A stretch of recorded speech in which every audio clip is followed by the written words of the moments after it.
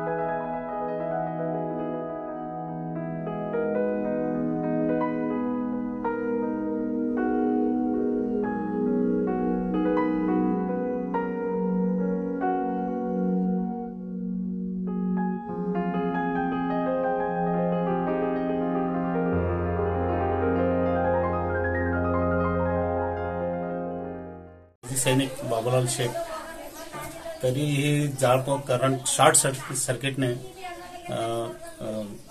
आग लागलेली आहे। तरी या गरीब कुटुंबांना आर्थिक मदत तातडीने मिळावी ही विनंती करतो।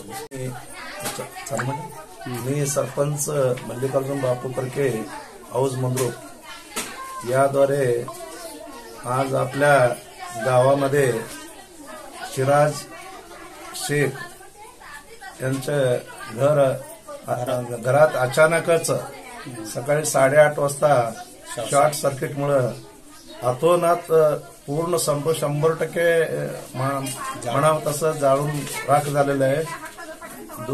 सुदैवानं जीवितहानी काही झालं नाही।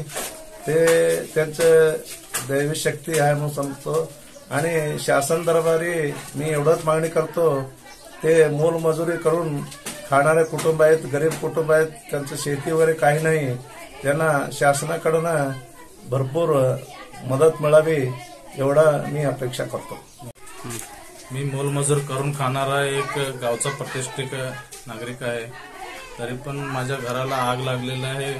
काहीतरी करून शासनाने माझ्या गंभीरपणे काळजी घ्यावी आणि योग्य ती मला मदत करावी अशी मी शासनाकडे विनंती करतो।